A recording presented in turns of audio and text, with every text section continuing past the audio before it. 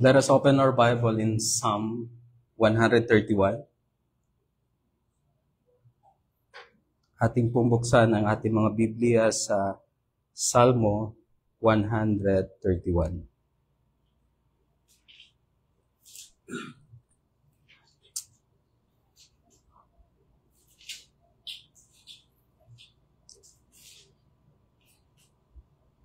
I will read. Scripture says, Psalm 131, a song of ascent of David. O Lord, my heart is not lifted up. My eyes are not raised too high.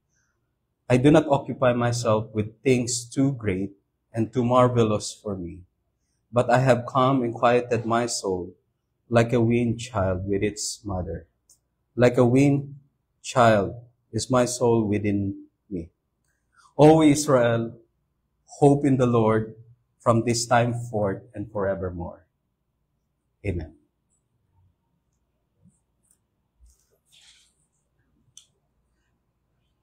Psalm 131 is a song of ascent which is attributed to King David. This is a kind of psalm where the pilgrims are singing while they're ascending towards Jerusalem. As they're singing the psalm, they are not just singing, but rather they're reflecting and meditate on it. This is also serve as a prayer of humility and peace unto the Lord. Later you will find the reason why. So, the pilgrimage of an ancient Israel represented a journey, not just in a physical means of traveling, but rather a spiritual journey towards the Lord. So, as they're singing, sabi nga natin, in every hymn, importante yung lyrics. Kasi doon sa lyrics is nauunawaan natin ang ating kinakanta. So, as they're singing this song, hindi lang nila ito basta lang kinakanta, but rather they are meditating the content of that song. So, this is one of the shortest psalm, one of many shortest psalter. It's only 3 verses, but full with biblical truths. And that leads the early believers and to us now to know the Lord and His Word. And also, it leads us in our daily living through the work of the Holy Spirit in us. So, hindi ibig sabihin na 3 verse lang ito. Kumbaga, kunti lang yung mapupulot natin sa verse. No, that's not true. As Charles Spurgeon said sa mga sermon niya before about this psalm, sabi niya, it is one of the shortest psalm to read, but one of the longest to learn. It speaks of a young child, but it contains the experience of a man in Christ. So, basically, to give you a short history of this, the psalm is often understood to be a reflection of King David's own personal life, particularly during the time of inner turmoil or national crisis. David, as the appointed leader of the Lord, is deeply familiar with the pressure, power, pride, and ambition. That is why some commentators suggested 2 occasions for this composition. Remember, every psalm, mayroon siyang kaakibat na istorya kung bakit nagawa yung psalm na yon. So, some commentators are suggesting 2 occasions. One is, the first one is maybe during Saul time, yung King Saul. Saul haunted David, and David was repeatedly accused of ambition for the throne of Israel. You can find that in 1 Samuel 18, chapter 18 to 24.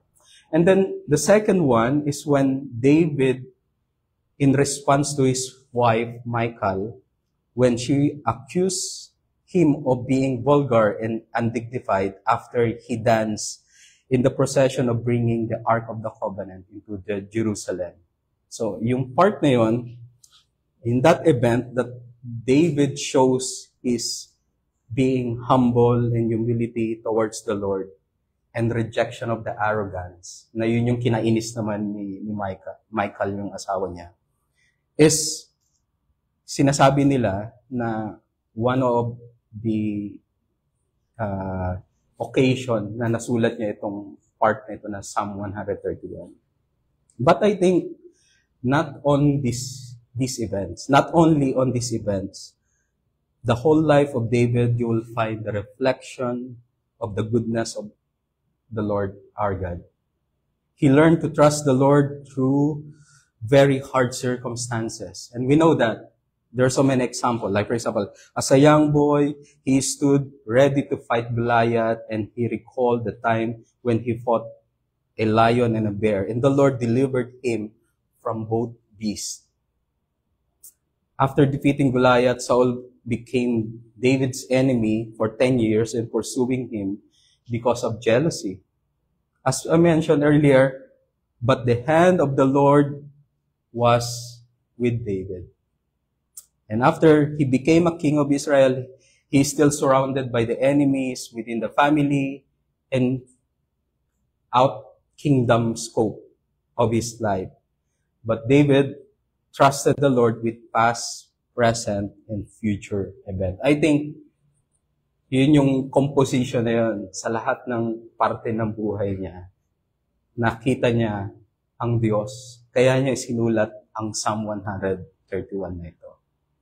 So, let us start digging these 3 verses. Verse 1, sabi dito, O Lord, my heart is not lifted up. My eyes are not raised too high. I do not occupy myself with things too great and too marvelous for me. Oh, David says, O Lord. This is our always a guide sa atin that whenever we study the word of the Lord, our first direction or the aim is always to know who the Lord is in the text. And the rest will follow. And in this text, King David expressed his rejection of pride and arrogance before the Lord. But before that, he said, O Lord. In the past sermon of Brother Ten, these are the sins of our first parent. Remember our discussion in Genesis? The pride, the issue of pride and arrogance. And sin came into the world through one man and death through sin. And so death spread to all men because all sin. And because we are totally depraved by our own will and desire, we cannot be able to say even this sentence of rejection and pride as David says. Fallen man, because this is how the fallen man lived. Pride and arrogance before the Lord. And we know it is only by the grace of our Lord, through the regeneration of our heart, that we can utter and live this first statement in Psalm 131. So David rejected a proudful heart and rejection of arrogance because of the Lord granted that to him.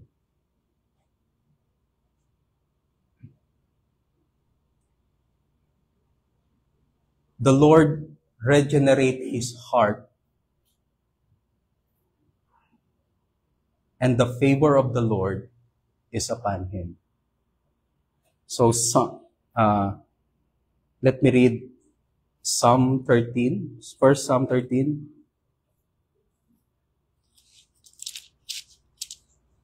Sabi niya sa Sabi dito sa First Psalm 13 to 34, this is when the time na si Samuel ay inutusan ng Diyos. Sabi dito, "And Samuel came to Saul, 'You have done foolishly. You have not kept the commandment of the Lord your God, in which he commanded you, for then the Lord would have established your kingdom over Israel's forever. But now your kingdom shall not continue. The Lord has sought out a man after his own heart, and the Lord has commanded him to be prince over his people, because you have not kept what the Lord commanded you." And when the Lord, nung nahanap ni Saul, ni Samuel, yung tinuturo ng Diyos dito sa ating binasa, let me read Samuel 16, verse 7. Sabi doon, inutusan ng Diyos si Samuel na pumunta sa bahay ni Jesse. And then ito ang sinabi ng Diyos sa kanya. "But the Lord said to Samuel, do not look on his appearance or on the height of his stature, because I have rejected him. For the Lord sees not as man sees. Man looks on the outward appearance, but the Lord looks on the heart." And then, when David came, and Samuel anointed him as a king, ito yung sinabi ng Diyos. "And the Lord said, Arise, anoint him, for this is he." Then Samuel took the horn of oil and anointed him in the midst of his brothers, and the Spirit of the Lord rushed upon David from the day forward, and Samuel rose up and went to Ramah. So, you see here how the goodness of God, na si David ay hindi nagsimula sa ganitong klaseng pagkatao, but rather, the Lord made sure, or He changed him.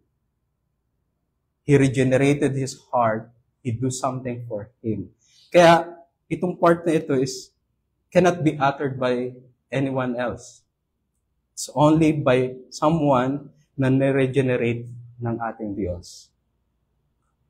So, when King David and the early pilgrims, and to us, by extension, meditate this Psalm 131, we are coming to the all-knowing God, all-powerful Lord, who is gracious and merciful, who sees our heart, who changed us and lead us to His Son, our Lord Jesus Christ.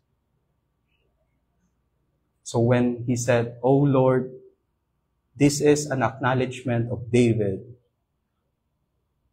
that only the Lord alone can change his heart and say this susunod na mga praises na sinabi niya. Verse 1b, sabi niya, "My heart is not lifted up, my eyes are not raised too high." Notice here, the psalmist uses physical metaphors to describe an inner state of humility. The imagery of heart and eyes reflects a person's attitude and perspective. Sabi niya, "My heart is lifted up. My heart is not proud." This praise speaks of an internal attitude of humility, recognizing that King David's desire and ambition do not lead him to self-exaltation of pride. My heart is not prideful. My heart is not lifted up. That's how he see his heart. My eyes are not raised too high. He emphasizes the idea of avoiding arrogance or looking down on others. In the context of King David, He has all the means to be tempted to become prideful and arrogant. He is a powerful earthly king in his time, with a vast kingdom and riches, and he has a big army and many servants. One curiosity na ginawa ko, kung dadalhin natin yung yaman niya nung panahon na yun, nung panahon niya sa panahon natin ngayon, ano kaya yung halaga ng kanyang kayamanan? And I found out this. In First Chronicle chapter 22 verse 14, sinabi doon yung toneto niladang ginto, pilak, at iron na meron siya when they started to build the temple of God. And I saw in BibleStudy.org, kinalculate nila kung magkano yun in our time. That's around $200 billion worth of commodity o ginto na meron sila at that time. So that's how rich David, how vast, and these are all means that he can be tempted in being prideful and arrogant. But with all these things, we see that his heart posture is in humility before the Lord our God. Does it mean that King David did not fall in any temptation of pride and arrogance? Remember the adulterous life ni David and the killing of Uriah. But remember, the Lord is still gracious to him. Adultery, paano siya i-connect sa pride?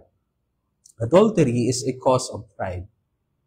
Man commits adultery because their pride makes them feel entitled to it. I am a king. I can do anything. And believe they are above any consequence. Allowing to prioritize their desire rather than the will of the Lord. That's how pride causes these things. Yung being adulterous niya, na kung saan nahulog si King David. But in Psalm 51, David repented and the Lord did not leave him alone in that situation. Binabasa ko kanina yung Psalm 51. May sinabi dito, you will see yung humility, yung pagiging humble ni David towards the Lord. Sabi niya, have mercy on me, O God, according to your steadfast love, and according to your abundant mercy, blot out my transgression. Wash me thoroughly from my iniquity and cleanse me from my sin. For I know my transgression and my sin is ever before me. Against you only have I sinned and done what is evil in your sight, so that you may be justified in your word and blameless in your judgment. Behold, I was brought forth in iniquity and in sin did my mothers conceive me. Before you delight in truth in the inward being. Behold, you delight in truth in the inward being, and you teach me wisdom and secret heart.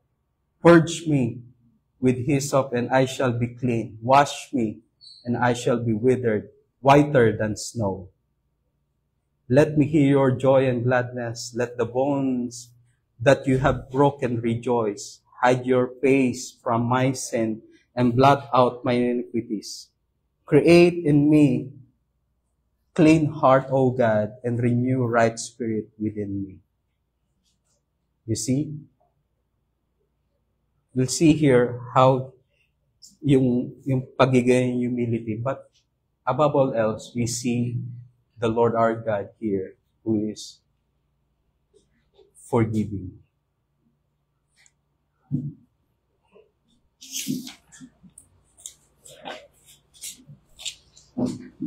So therefore, by these things, we might say, I am exempted now of sin of pride because I am not rich, like and powerful like David. The truth is, you and I are also like David, sinner, who fall into sin. And that's why, like David, we need the grace of our God, of our Lord. In one article of John Piper related to this issue of pride, ito yung sinabi niya. In general, there are two kinds of pride. The pride of having and the pride of wanting. The pride of having is the pride of those who have superiority and express it in boasting or intending to boast. Looks familiar, common, right? Sila yung meron at may karapatan, kumbaga. Layman sir, may karapatang magyabang. So, that's the pride of having. There's another pride, sabi niya, the pride of wanting. It is a pride of those who don't have superiority, but wish they did and continually crave another's attention and approval. Kaya sabi niya, be careful, you don't just see pride in the arrogant. It is more often manifest in those who have nothing to be arrogant about and crave the attention and approval of others. So both pwedeng ma-fall doon sa kasalanan, pagiging prideful and arrogant. So what the Bible says about this? Proverbs 16:18 says, pride goes before destruction and haughty spirit before the fall. Isaiah 66 verse 2. All these things my hand has made, and all these things came to be, declares the Lord. But this is the one whom I will look. He who humble and contrite in spirit and trembles at my word. And 1 Peter chapter 5 verse 6. Humble yourselves therefore under the mighty hand of God, so that at the proper time He may exalt you, casting all your anxieties on Him because He cares for you.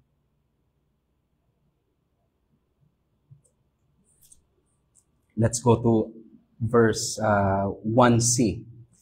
Sabi niya, I do not occupy myself with things too great and too marvelous for me. This phrase in Psalm 131, verse 1c, this phrase is a personal statement of the psalmist not to engage in matters beyond his understanding or control. Too great, too marvelous for me. This speaks to the reality that there are things that belongs to God's wisdom and sovereignty. And the psalmist recognized that it is not for him to pry into such matters. These too great and too marvelous or too profound realities will include mysteries about the world and about God who created the world. And this kind of terminology is nothing new. We know Job. And Job, yung last part na sinabi niya doon sa for the things that he could not understand. Sabi doon, Job 42 verse 1 to 4, sinabi na, then Job answered the Lord and said, I know that you can do all things, and that no purpose of yours can be thwarted. Who is this that had counsel without knowledge? Therefore I utter what I did not understand, and things too wonderful for me, which I do not know. No purpose I, I, I know that you can do all things and no purpose of yours can be thwarted. So, inihayag niya ang kanyang pagtitiwala sa Diyos sa mga bagay na hindi niya naunawaan. Sapagkat alam niya na ang Diyos ay gagawin niya kung ano ang nais niyang gawin at hindi ito, lahat ng ito ay matutupad. Ganon ang pagtugon ni Job sa mga bagay na hindi niya nauunawaan. But for David, by the context of David, these things that is too marvelous and too profound for him does not only good things, but also the unpleasant things that is happening to him. Those trials, suffering, and tragedy that the Lord brought into David's life. Possible, when these things is happening sa kanya, siguro for sure, madami siyang tanong, bakit Lord? Bakit meron akong ganitong nangyayari sa buhay ko?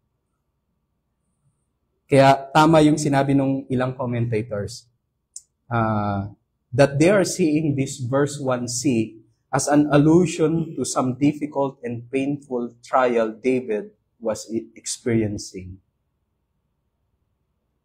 And perhaps what made this trial particularly challenging for David was its mysterious nature. It was not obvious to David why God was allowing this to happen to him, but it was too great and too profound for David to understand. But he said, I do not occupy myself for these things. The Lord teaches us the spiritual maturity is characterized in humility, which is rooted in recognizing our limitation and dependence on the Lord.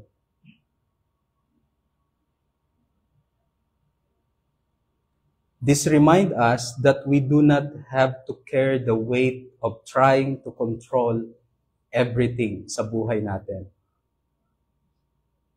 By recognizing that some matters too great for us to understand, we can find peace in trusting the Lord's wisdom. And I remember there is one event in David's life na pinagkatiwala niya sa Diyos. Open your Bible and in 2 Samuel 12. 2 Samuel chapter 12.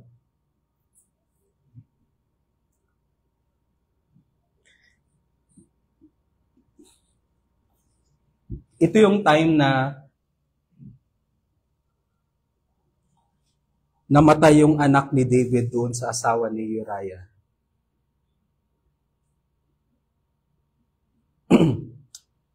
And then, David, nag-ayuno.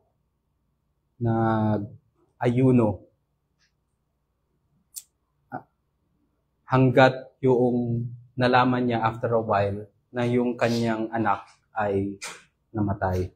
Verse 19, But when David saw that his servant was whispering together, David understood that the child was dead. And David said to his servant, Is the child died?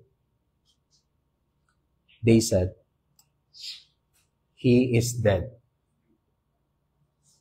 When David arose from the earth, 20. Then David arose from the earth and washed and anointed himself and changed his clothes. And he went into the house of the Lord and worshipped. He then went to his own house. And when he asked, they set food before him, and he ate. Then his servant said to him, "What is these things that you have done? You have fasted and wept for the child while he was alive, but when the child died, you rose and ate food." And this is his response. He said, "While the child was still alive, I fasted and wept, for I said, who knows whether the Lord will be gracious to me, and the child may live. But now he is dead. Why should I fast? Can I bring him back again? I shall go to him, but he will not return to me." You see, hindi siya nagpatuloy sa kanyang pagluluksa. Nung namatay na yung bata, that's the end. That's it. Things that is hindi niya naintindihan at that time, but he saw na wala na siya magagawa after all. Leave it like that. He leave it to the Lord. And he moved on. And this kind of attitude leads us to the next verse. Verse 2.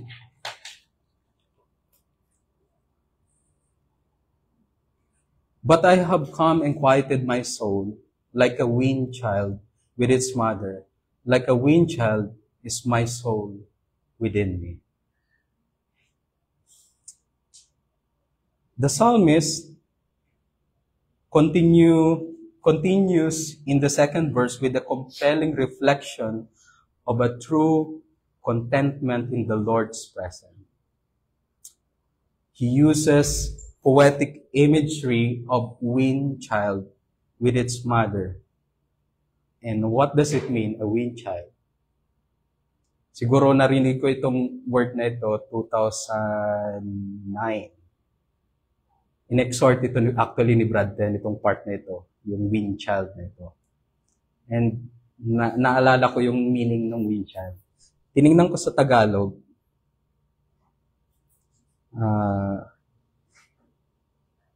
sa Tagalog is nakaalis na sa pagsususo sa kanyang nanay.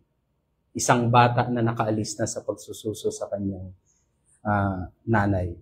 So, there are two stages sa kids, ay sa infant. One is a nursing infant. Typically, up to 1 year old, they rely on breast milk or formula milk ngayon for their food, nutrition and hydration. And ang attitude ng isang infant, nursing infant, is they need more attention by their mother. Kahit paano, naka-experience ako ng pag-alaga sa anak ko. And na-experience ko yung pag-aalaga ng isang nursing infant na naalala ko noon na kunting kalabit lang or ibababa mo kasi iiyak na siya.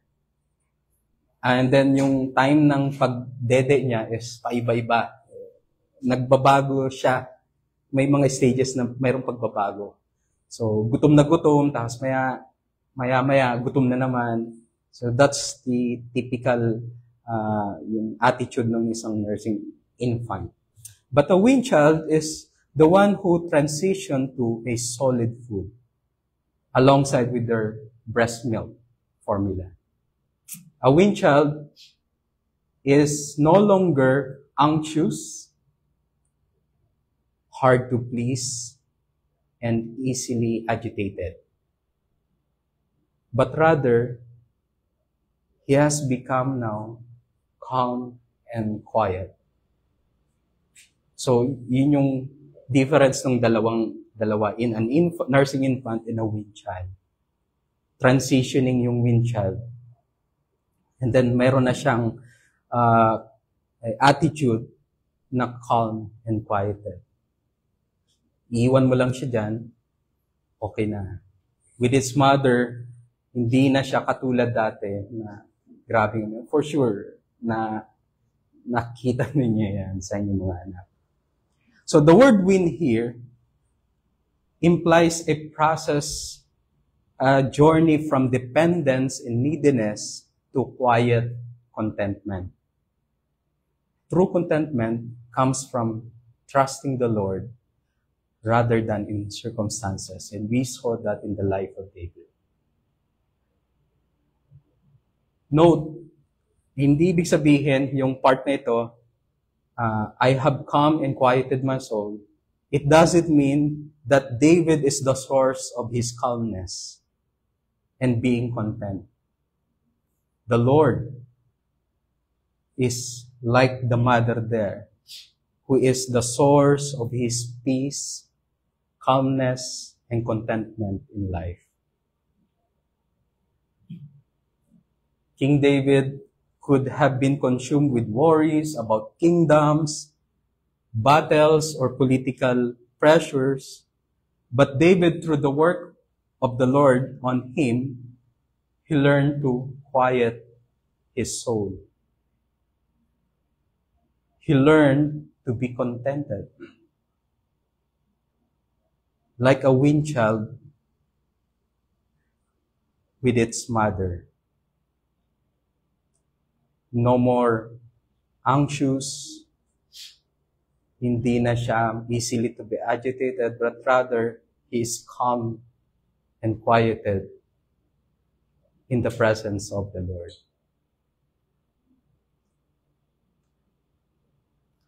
True contentment doesn't come from achieving great things in life, but resting in the assurance of the Lord's care and sovereignty.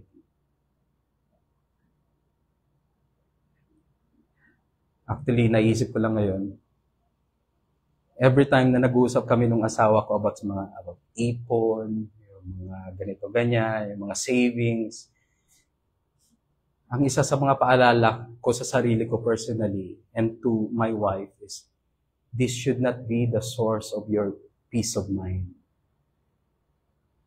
This should not be the source of your contentment in life. Ang bilis ng ganun yung temptation na nakatuon na doon yung pag-iisip natin. No. Your source of contentment should be because the Lord is with us.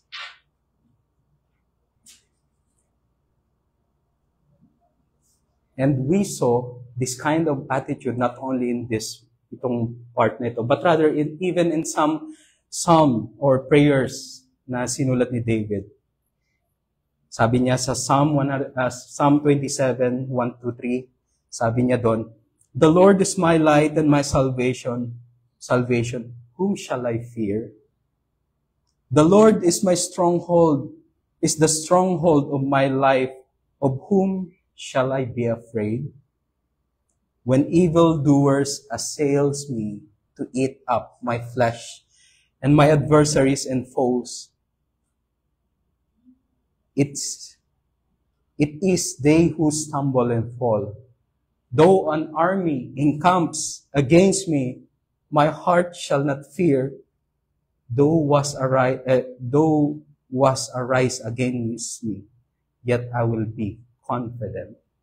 See the calmness, the peace, the contentment in his soul.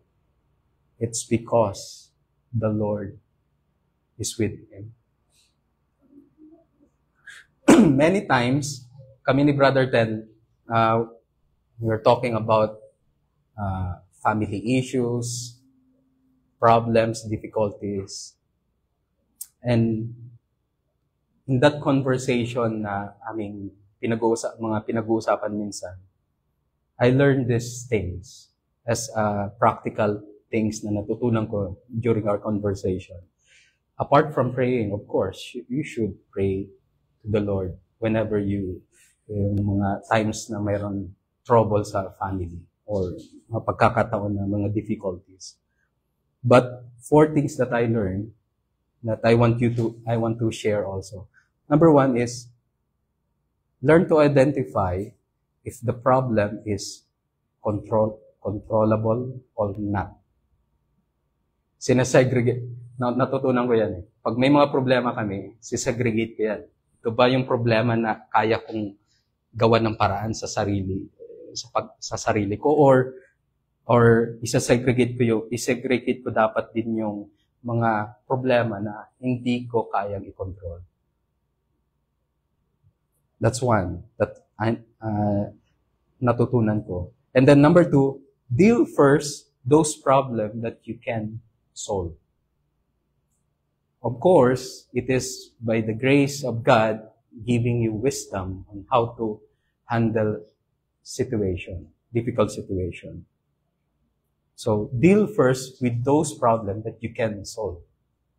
Number 3, trusting the Lord sometimes is the hardest thing to do, even though na ikaw ay mananampalataya na. That's why tama si Spurgeon. This is a simplest, shortest psalm, one of the shortest psalm, but matagal bago matutunan. So, still, we need to trust the Lord. And we are grateful, number 4, we are grateful to the Lord because He will never leave us nor forsake us. Kahit hindi mo makita yung end noong problema mo, God is with us. The Lord our God desires us to grow in our faith, moving beyond from asking for more, kagaya nung nursing infant, but to simply resting in His presence. We do not have to live in a constant state of anxiety or striving to control. Instead, like a weaned child, we can learn to trust the Lord, that the Lord will provide all our needs in His own time. Kaya, having this personal experience ni King David, makikita mo sa verse 3. Sabi niya sa verse 3, O Israel, hope in the Lord from this time forth and forever. So King David ends the psalm with a communal call to trust and hope in the Lord. After describing his own personal posture of humility and contentment, David now invites all of Israel to put their hope in the Lord. But not only in the present time, but also in the future. Hope in the Lord now and forever, forevermore.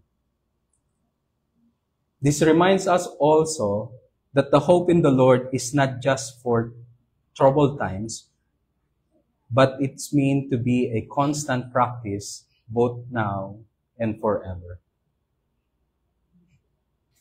Kumbaga, ito yung time na na-experience mismo personally ni David yung biyaya ng Diyos sa kanya. That's why marapat lamang na sabihin niya ito in the whole Israel. So as the pilgrims, remember yung mga naglalakad towards Israel, towards Jerusalem, singing this psalm, as they walk ascending to Jerusalem, they are continually reminded the Lord is their only hope in life. Nothing more, nothing less. So how can this Psalm 131 points us to the Lord Jesus Christ now? The theme of humility, trust, and peace, contentment, these things points directly to the life and ministry of our Lord Jesus Christ. David's declaration of his own humility, rejecting pride and ambition, finds its fullest expression in the person of the Lord Jesus Christ.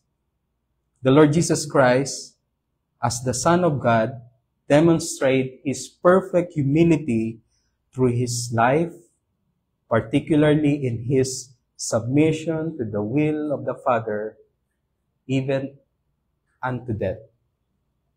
Philippians chapter 2, verse 4 to 8. Sabi po diyan, Philippians chapter 2, verse 4 to 8, let each of you look not only to his own interest, but also to the interest of others. Have this mind among yourselves, which is yours in Christ Jesus, who though he was in the form of God, did not count equality with God a thing to be grasped, but made himself nothing, taking the form of a servant, being born in the likeness of man, and being found in human form. He humbled himself by becoming obedient to the point of death, even death on the cross. Therefore, God has highly exalted him and bestowed on him the name that is above every name, so that at the name of Jesus, every knee should bow in heaven and on earth and under the earth, and every tongue confess that Jesus Christ is the Lord, to the glory of the God, the Father. So, the Lord Jesus Christ is the perfect picture of humility.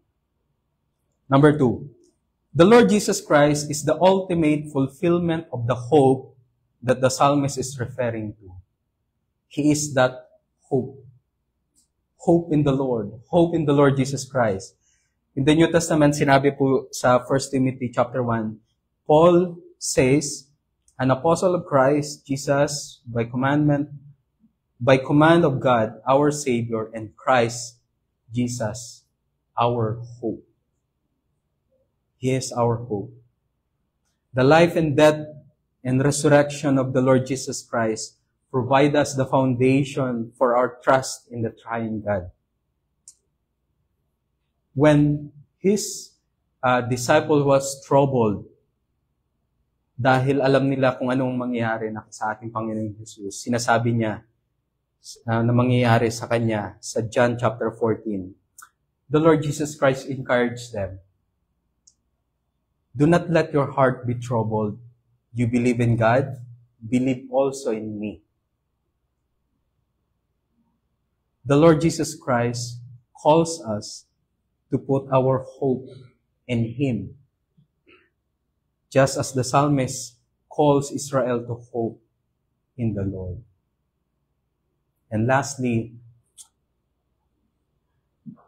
the Lord Jesus Christ's resurrection is the ultimate proof that our hope in the Lord, our God, is not in vain. 1 Corinthians chapter 15 verse 14 says, and if Christ has not been raised, then our preaching is in vain and your faith is in vain. Because the Lord Jesus Christ conquered death, we have the confidence that the Lord will keep his promise both now and forever. So the question now is, brothers and sisters, sister in Christ, how is your life now? Whatever it is, by God's grace, we are like pilgrims and sojourners towards the Lord. Yes, there are days when it feels like the weight of the world is upon our shoulder. But the Lord is faithful to his purpose to conform us to the likeness of his Son, our Lord Jesus Christ. Like the psalm that na pinag-aralan natin calls us to reject pride,